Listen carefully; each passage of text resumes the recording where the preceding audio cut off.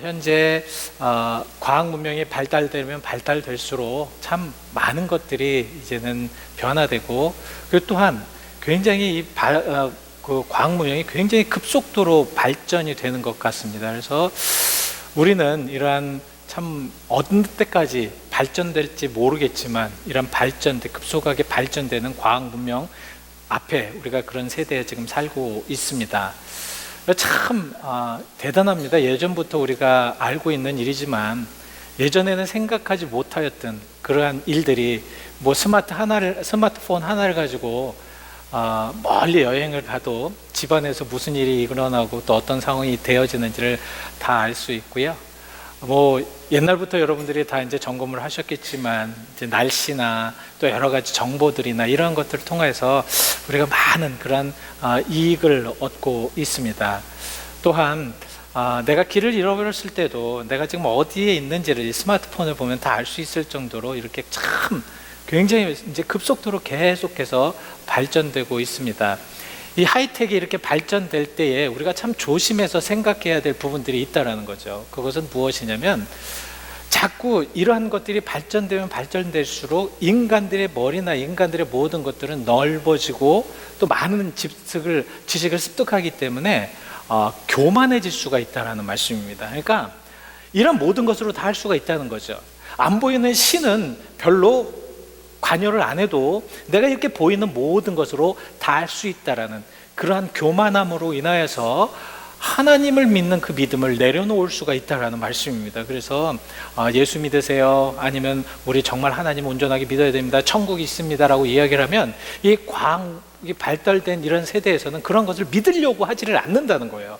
이만큼 우리들의 마음이 강팍해지고, 또한 많은 것들이 이제는 이러한 많은 그런 인포메이션을 통해서 넉넉해지기 때문에 더욱더 교만해지는 이런 삶을 살고 있다라는 말씀입니다.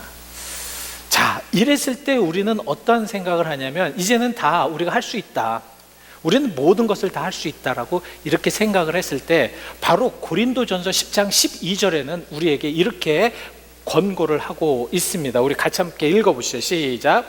그런즉 선줄로 생각하는 자는 넘어질까 조심하라. 모든 것이 다 됐다고 생각을 하고, 정말 이 과학 문명이 다 우리를 다 풍성하게 해서 더 이상의 이제 것들은 없다고 생각했을 때에, 하나님도 필요 없다고 생각했을 때에, 그랬을 때 넘어질까 조심하라는 그런 경고의 말씀입니다.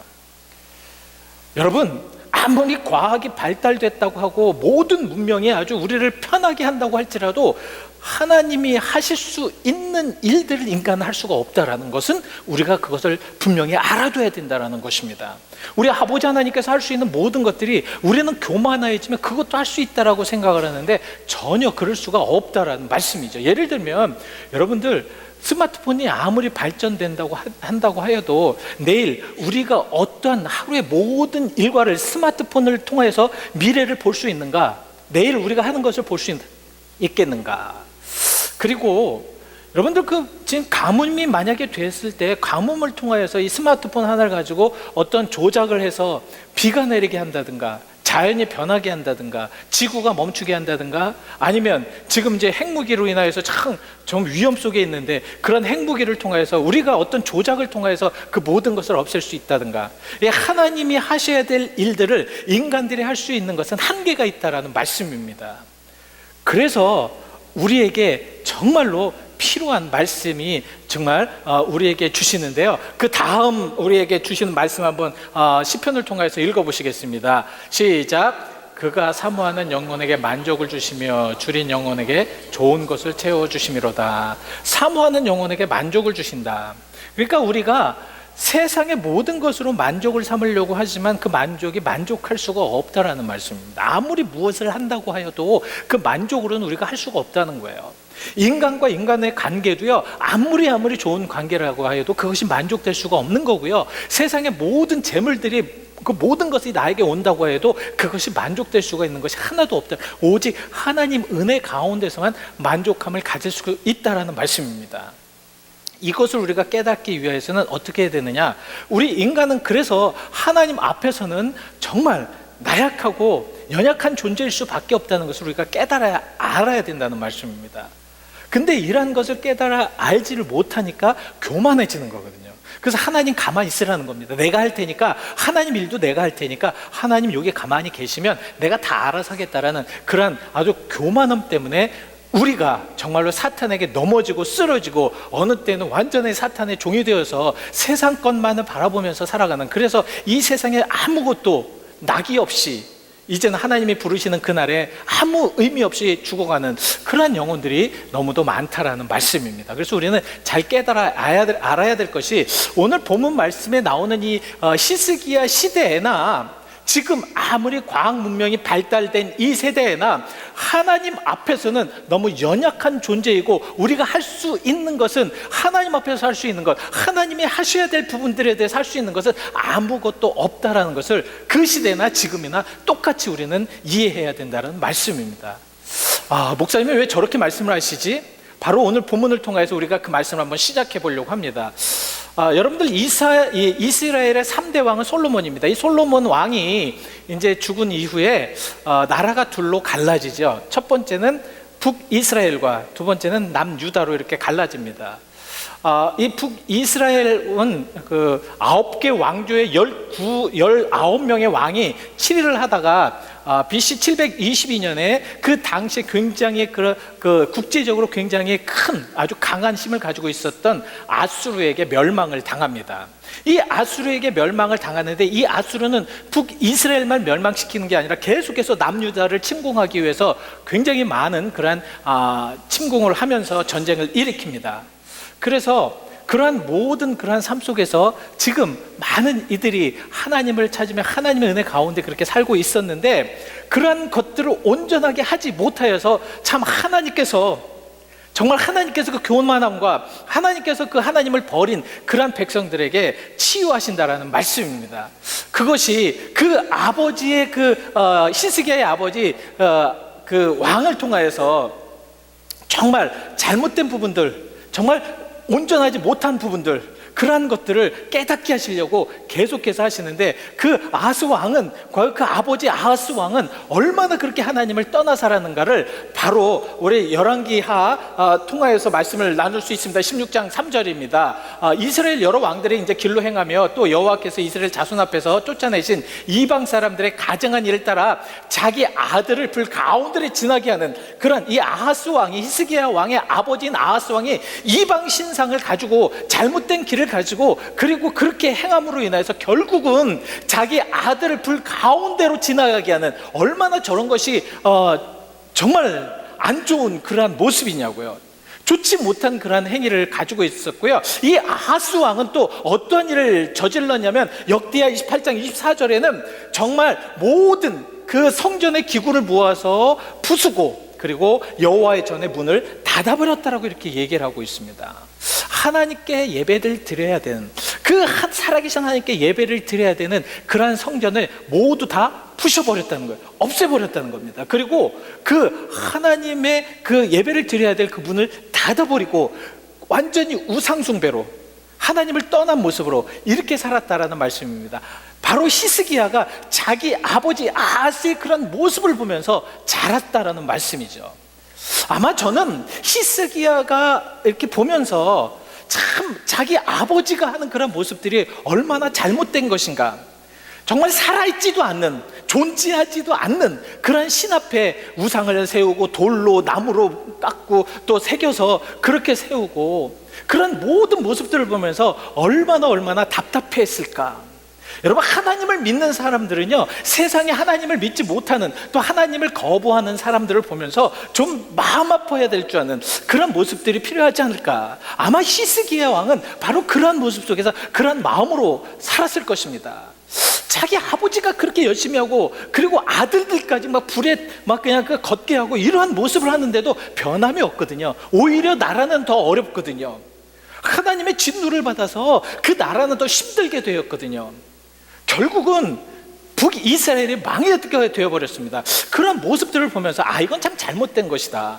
사실 잘못된 것을 보면서 잘못된 것이라고 생각하면서 고쳐지는 것은 진정으로 주님의 사람들이라는 것이죠.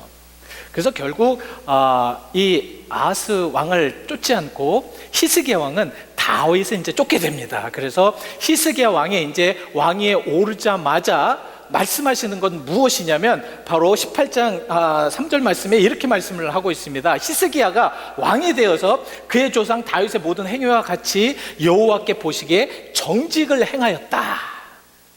자기가 보았을 때 저 죽은 신, 아니 존재하지도 않은 신들을 그렇게 섬기면서 하나님의 진노를 받는 모습을 보면서 히스기야는 내가 왕이 되면 그러지 않겠다라고 생각을 하면서 왕이 되자마자 이제는 자기의 모든 행위를 다윗, 하나님을 온전하게 믿었던 다윗, 하나님만을 섬겼던 다윗을 그것을 따라서 이렇게 신앙생활을 했다라는 말씀입니다.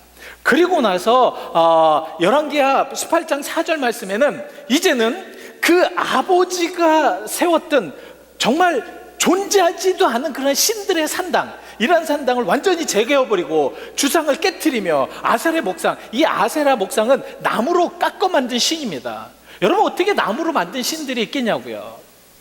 그리고 그때 가장 문제가 뭐였냐면 사람들이 이렇게 자꾸 보여주는 이런 신들을 원했기 때문에 그 전에 이제 여러분들 다 아실 것입니다. 출애굽 시기에 이 모세가 이제 인도를 해서 애굽을 떠나지 않습니까? 그런데 수많은 사람들이 하나님께 반역하고 하나님 앞에 온전하게 섬기지 못하고 또 우상 숭배를 하니까 하나님께서 불뱀을 내리셔서 물리는 자마다 죽게 합니다. 그래서 하나님께서 그 모세의 기도를 들으시고 놋뱀을 만들어서 놋뱀을 보는 이들은 살도록 이렇게 만들지 않아요. 근데 이 히스기야 왕 시대까지 이 놋뱀, 이 모세가 만들었던 놋뱀이 있었습니다. 이 놋뱀을 섬기는 거예요. 이 놋뱀을 보고 섬기는 겁니다. 하나님을 섬기는 것이 아니라 그 놋뱀을 보고 섬기니 얼마나 하나님이 답답하시고 얼마나 이것이 아니라고 생각하시겠냐고요. 그래서 그런 모습을 보면서 이 히스기야는 그 모든 것을 다 없애버렸습니다. 오직 하나님을 섬기게 하였다라는 것입니다. 자, 여기부터 이제 우리는 좀 이제 깊숙하게 생각해 보셔야 됩니다. 우리가 그럴 수가 있기 때문에 말씀을 드리는 거예요. 이 정도가 되면 이제는 우리가 어떻게 돼요? 잘 돼야 되겠죠? 하나님께서 역사하셔서 그동안 왔던 아수르, 그 협박하였던 아수르가 이제는 망하든가, 아니야 하나님께서 딱 길을 막아서 쳐들어오지 못하게 해야 되겠죠? 근데 그것이 아니었다라는 것입니다. 이렇게 개혁을 하고 이렇게 하나님 앞에 온전하게 서려고 하고 그런 상황 속에서도 그 아수르는 계속해서 남유다를 침공하였다라는 말씀입니다. 그래서 갑자기 사네립이 그 왕이 아수르 왕이 쳐들어와 가지고 이 남유다를 완전히 정복을 해버립니다. 이랬을 때 이 히스기야는 그 사네림에게 모든 그러한 원하는 것을 주고 그들을 돌려보내죠. 이것이 제1차 아수르가 유다를 침공하였을 때입니다. 자, 이랬을 때 우리가 볼 수 있는 것은 무엇이냐면 정말 그러니까 그 히스기야가 이 사네림을 그 아수르를 보냈을 때 그곳에 빠져 있는 것이 있었습니다. 무엇이냐면 하나님이었어요. 무슨 말씀인지 아십니까? 저렇게 모든 것들을 다 개혁하고 하나님을 잘 믿겠다고 하고 정말 산당을 다 부수었는데도 불구하고 어떤 상황이 되니까 하나님이 제거가 되는 거예요. 하나님이 그곳에 같이 하지 못하게 되는 그런 상황이라는 말씀입니다. 무슨 말씀인지 아십니까? 그러니까 정말 그 당시에 그러니까 히스기야가 하나님 앞에 울부짖으면서 왜 이런 상황이 됩니까? 기도했다라는 것이 성경에 안 나온다는 거예요.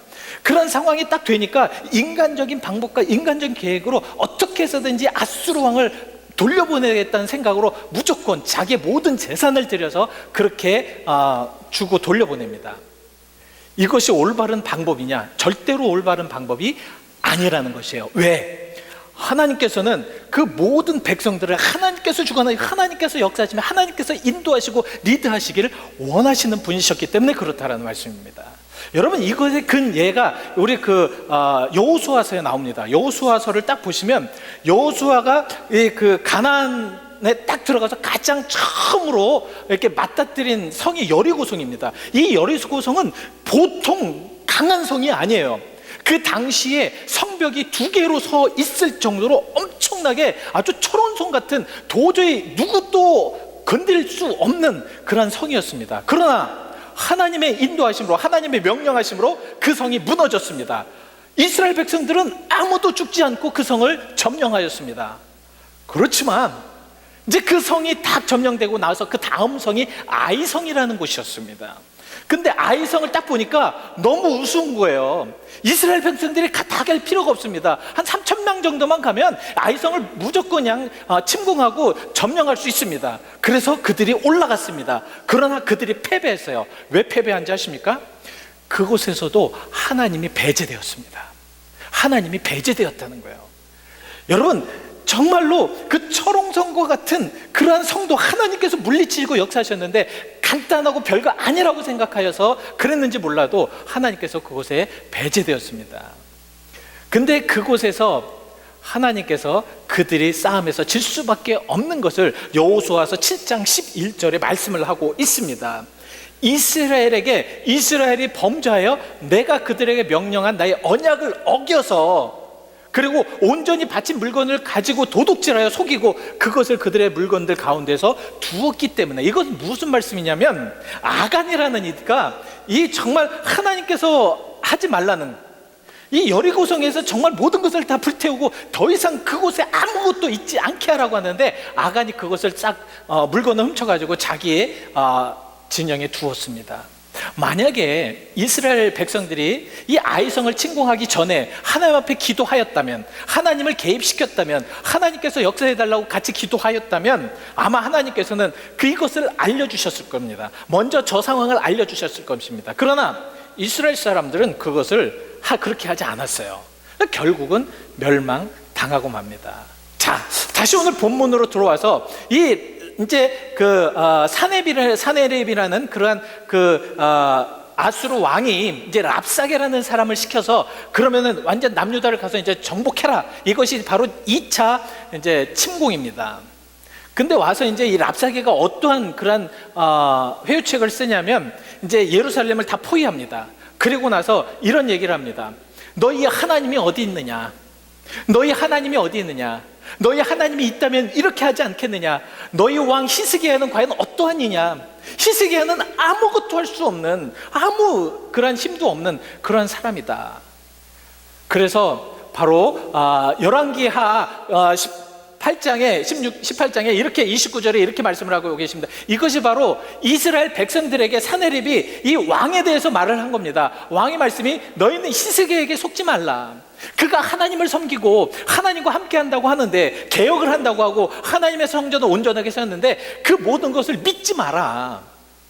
그가 하는 것은 아무것도 아니다. 왜냐하면 그는, 또 그의 신은 너희들을 건져내지 못할 것이기 때문에 그렇다라는 말씀입니다.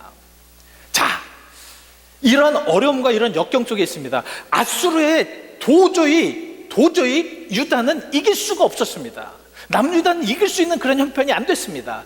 자, 이랬을 때 1차 때에 하나님을 배제하고 하나님을 완전히 그냥 그러니까 완전히 제외하고 자기 마음대로 하였던 그러한 히스기야가 이제는 변화됩니다. 어떻게 변화되냐면 이제는 그들에게, 이 이스라엘 백성들에게 하나님의 뜻을 묻고자 먼저 이제 시작을 합니다. 그것이 바로 열왕기하 18장 36절에 나옵니다. 자, 백성들에게 뭐를 시켰냐면 침묵하는 것을 시켰습니다. 침묵하라.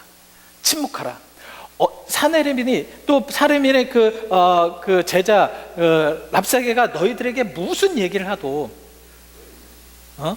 어떤 상황에 들어가도 이 랍사게가 어떤 얘기를 해도 그 얘기에 대해서 침묵해라. 여러분, 그래서 저는 여러분들에게 먼저 이 침묵의 기도에 대해서 말씀을 드리려고 합니다. 이 침묵이라는 것이 굉장히 무거운 거예요. 어떤 면에서 힘든 겁니다. 이 침묵이라는 것이 바로 내가 나의 모든 감정이나 나의 모든 것들이나 이것을 억누르고 완전히 눌러버리고 하나님께서 하시는 말씀, 하나님께서 나와 하실 말씀, 하나님께서 나와 함께 하실 말씀, 하나님께서 나에게 원하는 것들, 이러한 것들을 바로 알기 위하여서 아무 얘기도 하고 아무것도 안 하고 그냥 침묵으로 일관하는 것이 굉장히 어렵지만, 지금 히스기야는 모든 백성들에게 침묵하라고 말씀하고 있습니다. 침묵하라고 그냥 가만히 있다라는 게 아니라 그 모든 두려움과, 얼마나 두렵겠어요. 여러분 얼마나 두렵겠어요. 한번 생각해 보십시오. 예루살렘이 완전히 포위됐어요. 그리고 랍사게라는 사람이 너희들이 이제는 오면 다 항복하면 다 용서해 주겠다라는 그런 말을 했을 때 사람들이 얼마나 마음이 요동치겠냐고 그래요. 이랬을 때 침묵을 선포하는 것은 바로 그러한 침묵을 통하여서 하나님께서 원하시는 것이 무엇인가, 하나님께서 바라시는 것이 무엇인가, 하나님께서 역사하시는 것이 무엇인가. 그래서 이 말이라는 것이 굉장히 중요한 거거든요. 그래서 우리 잠언서 13장 3절을 먼저 보시면요, 입을 지키는 자는 자기의 생명을 보존하겠다. 입을 지키는 자는 자기의 생명을 보존하겠다. 여러분 정말 우리의 입을 잘 지키고 우리의 입이 어떤 상황이든 침묵을 하면서 그 침묵을 통하여서 하는 그런 모든 것들은 생명을 보존시키겠다라는 말씀입니다. 침묵 기도라는 것이 그래서 굉장히 아주 힘이 들지만 어렵지만 하나님은 그 침묵을 통하여서 우리에게 조용하게 고요하게 하나님께서 정말 우리에게 하시고 싶으신 말씀을 계속해서 말씀하시기를 원하시는 것입니다. 여러분 어느 때는 우리가 정말 너무 속상하고 이거 정말 너무 어렵고 어떻게 할 줄 모르는 그런 상황 속에서 침묵을 원하실 때가 있습니다. 왜 침묵을 원하시느냐? 하나님께서 그 침묵을 통해서 알려주시기 위하여서. 그래서 저는 이 침묵 기도를 하게 되면 참 좋습니다.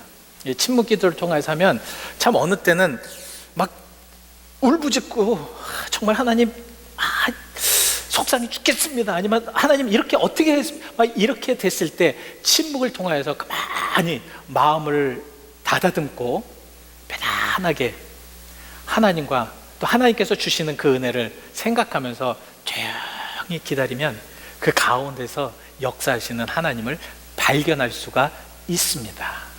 여러분 만약에 이 침묵을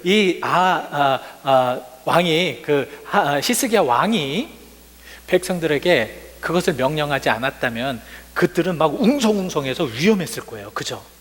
얼마나 위험했겠냐고요. 야, 우리 어떻게 해야 돼? 대체 우리는 어떻게 해야 되는 거야? 정말 저 사람 말대로 하나님이 있는 거야 없는 거야? 막 그러면서 서로가 웅성해지면 그 웅성해지는 것이 어떻게 돼요? 반란이 되는 거고 그 웅성해짐이 믿음이 없게 되는 거고 하나님을 버리는 것이 될 수가 있기 때문에 지금 히스기야는 백성들과 모두에게 랍사게가 어떤 이야기를 해도 어떤 상황 속에서도 침묵하라고 그렇게 명령한 것입니다. 자, 두 번째, 이런 상황 속에서 또 히스기야가 한 일이 있습니다. 성전으로 들어갔어요. 자, 성전으로 들어갔는데 그 히스기야가 성전 들어가면서 두 가지 행동을 합니다. 첫 번째는 무엇이냐면 옷을 찢습니다.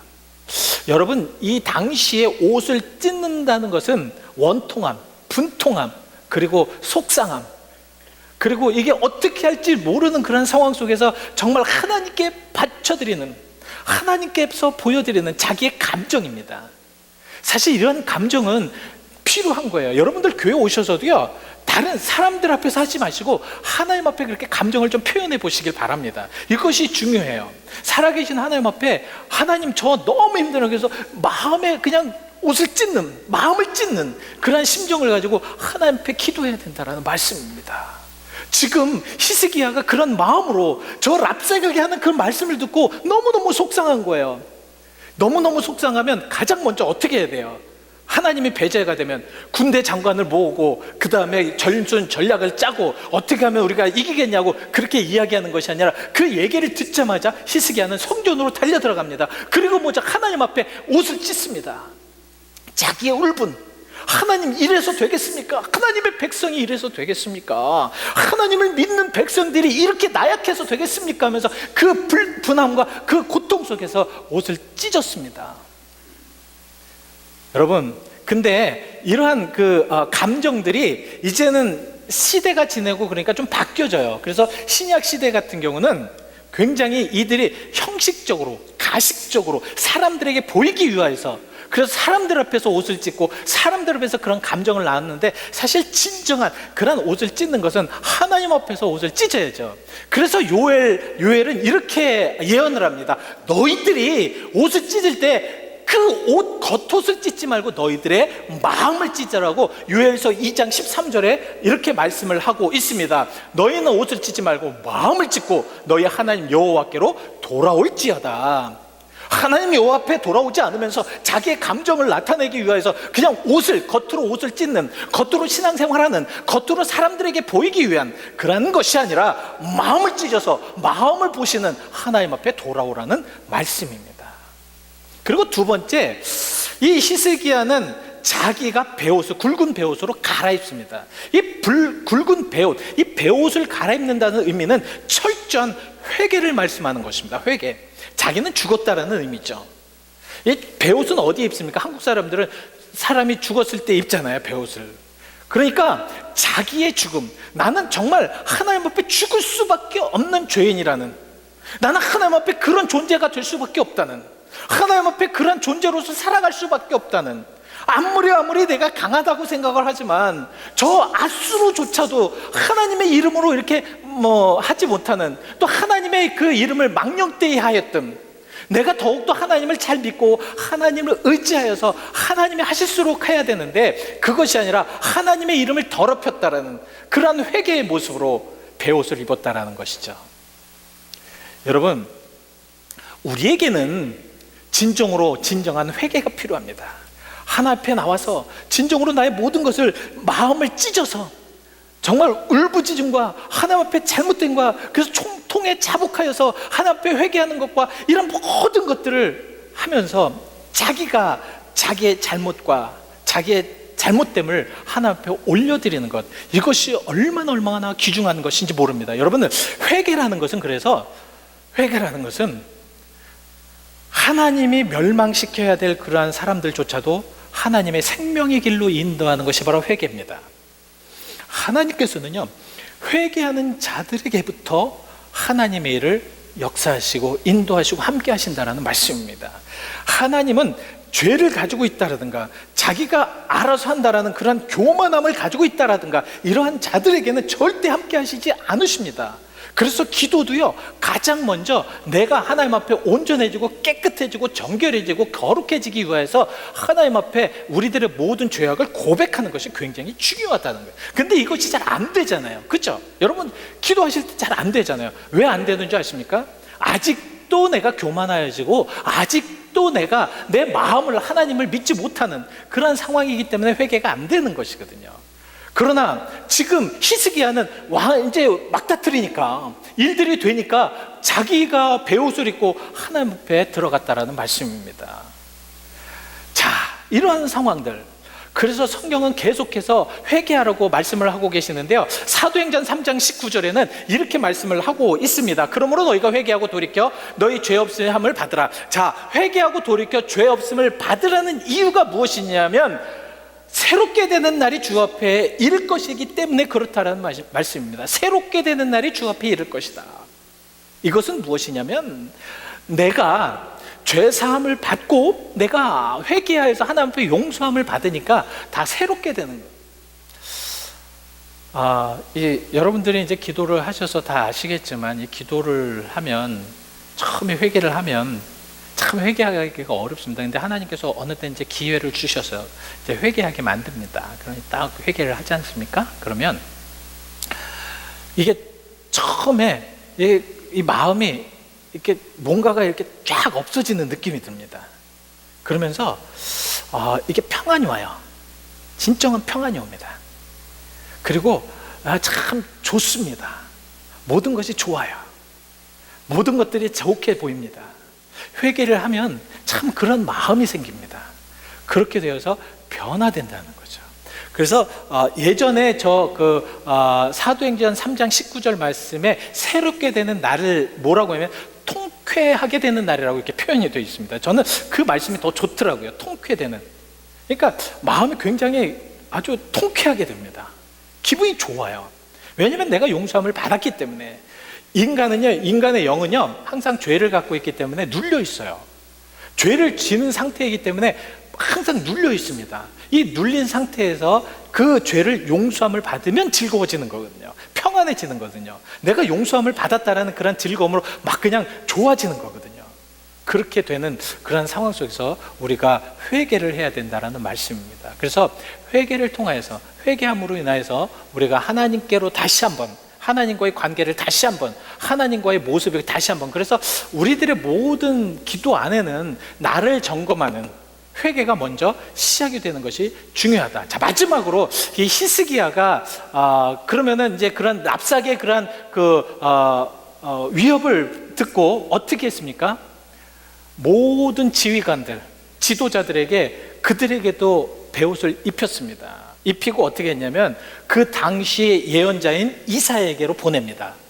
이사야에게 보낸 이유가 두 가지가 있는데, 첫 번째는 무엇이었냐면 바로 이사야를 통하여서, 하나님의 사람 이사야를 통하여서 이러한 모든 상황의 뜻이 어떠한 것을 알아보기 위한, 하나님의 뜻을 알기 위한, 가장 먼저 하나님이 어떤 의미를 가지고 있는지를 깨닫게 하기 위하여서 이사야에게 보냈다라는 말씀입니다. 베옷을 입히고. 여러분들 어떤 상황에나 어떤 여건을 할 때에, 어떤 모든 것을 할 때에 사실 하나님의 뜻이 무엇인지를 가장 먼저 알아봐야지 되는데, 이런 것이 잘 안 돼요. 이게 습관이 안 되면 잘 안 됩니다. 그래서 항상 우리가 기도해야 되는, 기도가 습관이 돼야 되는 이유가 뭔지 아십니까? 어떤 상황이 됐을 때 가장 먼저 하나님께 알아보고 하나님께 여쭤보고 하나님의 그 뜻을 알 수 있는 것, 이런 것이 되게 중요하다라는 말씀입니다. 근데 기도를 하지 않으면, 이러한 경험이 없으면 우리는 그것을 잘 몰라요. 그런 의미가 잘 몰라요. 뭔지 몰라요. 왜냐하면 하나님의 음성을 듣지 못하기 때문에 그렇다라는 것입니다. 그러나 하나님의 음성을 듣고 하나님을 믿고 하나님을 온전하게 섬기는 자들은 가장 먼저 어떤 상황이든 하나님 앞에 와서 먼저 무릎을 꿇고 하나님의 뜻이 무엇인지를 깨닫고 알기 위하여서 그렇게 기도하는 자들입니다. 그리고 두 번째는 히스기야가 자기 지도자들을 이사야에게 보낸 것은 무엇이냐면 함께 기도하자는 것이에요. 함께 기도하자는 것. 기도는 이렇게 해서 위대한 것입니다. 저는 어떤 상황이든 사실 어떤 여건이든 하나님 앞에 기도하는 그런 기도 제목이 있습니다. 무엇이냐면, 하나님, 교회나 저의 삶이나 성도들이나 어떤 상황 속에서도 기도하는 자들만 보내주시면 하겠습니다. 그렇게 지금 기도합니다. 기도하는 자들만 있으면 저 괜찮습니다. 물질, 아니면 무슨 큰 어떤 상황들, 아니면 어떤 그 여건들, 이러한 것들을 하나님 만들어 주셔서 그것을 하도록 하는 것이 아니라 기도하는 자들만 있으면 하겠습니다. 여러분 이거 믿으십니까? 예? 기도하는 자들만 있으면 하나님 하겠습니다. 자, 히스기야 뒤에는, 처음에는 자기 마음대로 했는데 히스기야 뒤에 그렇게 위대한 예언자 이사야가 있었다는 것을 여러분들 아십니까? 이사야가 있었습니다. 이사야를 통하여서 하나님께서는 그 백성들에게 복음을 전하게 하시고 하나님의 말씀을 전하게 하셨다는 것이죠. 히스기야가 그걸 알았다는 거예요. 예전에 같으면 자기가 멋대로 어떻게 해야 될지 막 그냥 노심초사하고 어떻게 해야 막 그냥 막 그렇게 했을 텐데, 그것이 아니라 자기 지도자들을 그 이사야에게 보내서 같이 기도하자고, 같이 기도하자고, 기도의 동역자로, 진정한 기도의 동역자로. 그래서 저는 이 세상에서 가장 행복한 목사가 되기를 원합니다. 행복한 목사가 무엇이냐? 기도의 동역자들이 있는 목사가 진정한 행복한 목사가 아닌가. 여러분, 오늘 여러분들에게 제가 그래서 간절히 여러분들에게 좀 부탁드리고 싶습니다. 여러분, 제 기도의 동역자가 되주십시오. 끝까지 아멘 안 하시고 그냥 그 입을 딱 닫고 계시는 분들, 제가 누군지 이렇게 좀 다 보고 있습니다. 좀 알아서 하십시오. 그분들은. 예. 다시 한번 줍니다. 여러분, 제 기도의 동역자가 되주십시오. 기도의 동역자가 되주셔서요, 정말 같이 힘들고 어려울 때 우리 얼굴만 봐도 저분이 기도가 필요하구나, 우리 목사님의 기도가 필요한 때구나. 그래서 어떤 상황 속에서 정말 서로가 눈물을 흘며 울부짖는 그러한 교회의 아름다운 공동체, 이 공동체 사는 공동체입니다. 하나님 역사하실 공동체입니다. 아무리 세상 사람들이 뭐라고 모든 것들이 막는다고 해도 이 공동체 속에서는 하나님이 역사할 수밖에 없다라는 말씀입니다. 여러분, 그래서요, 예수님도 제자들에게 같이 기도하기를 원하세요. 나 정말 미치겠다. 나 이제 죽게 되었고 내가 이제 더 이상 무엇을 할 수 없을 테니까 너희들 나와서 좀 깨어서 같이 기도하자. 이 마태복음 26장 38절 읽으면서 제가 참 어느 때는 이 예수님의 마음이 저렇게 힘드셨구나. 자, 예수님께서 제자들에게 이렇게 얘기했습니다. 내 마음이 매우 고민하여 죽게 되었으니 너희는 여기에 머물러 나와 함께 깨어 있으라. 나와 함께 좀 깨어 있으라. 예수님이 저기 이제 겟세마네 기도에서 이제 예수님이 돌아가셔야 될 그런 모습을 보면서 정말 이제는 다 알고 계시기 때문에 마음이 이제는 고민하여 이제 죽게 되었는데 너희들이 나와 좀 함께해서 기도 좀 해주라. 기도 좀 해주라. 근데 제자들 어떻게 했어요? 피곤하여 잤어요. 피곤하여 자고 있어요. 참 예수님 참 어떠한 심정이셨을까? 같이 기도해달라고, 나 죽게 되었으니 나 정말 죽겠으니까 같이 좀 기도해달라고 하는데 제자들이 자고 있으니 얼마나 힘드시겠어요. 그래서 참 예수님께서 41절 말씀에 아주 우리에게 오늘 결론의 말씀을 주시면서 이렇게 말씀을 하고 있습니다. 시험에 들지 않게 깨어 기도하라. 이것이 결론입니다. 우리가 왜 자꾸 시험에 드는가? 기도하지 않기 때문에 그런 거거든요. 왜 우리가 자꾸 하나님의 은혜 가운데 살지 못하는가? 기도하지 않기 때문에 그렇거든요. 우리가 왜 자꾸 이런 상황 속에서 흔들려지고 자꾸 넘어지는가? 기도하지 않았기 때문에 그렇거든요.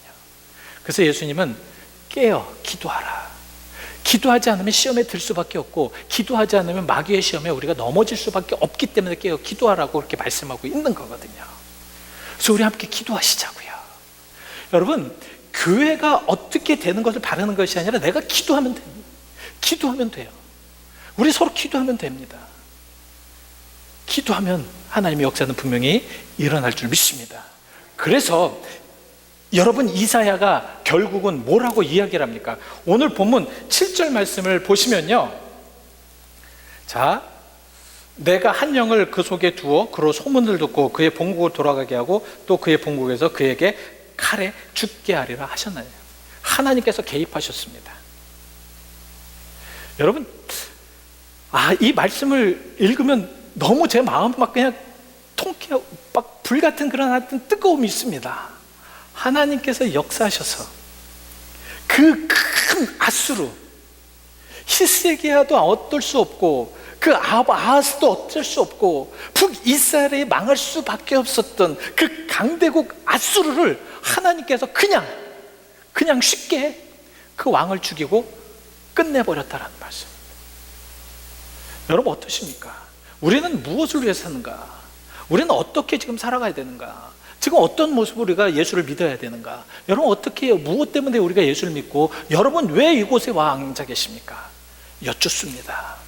여러분, 기도하는 자들, 기도하며 하나님 앞에 응답받기를 원하며 정말 갈급하는 자들에게 하나님께서는 이 시간에도 여러분들과 함께 하실 줄 믿습니다. 기도하시겠습니다. 하나님.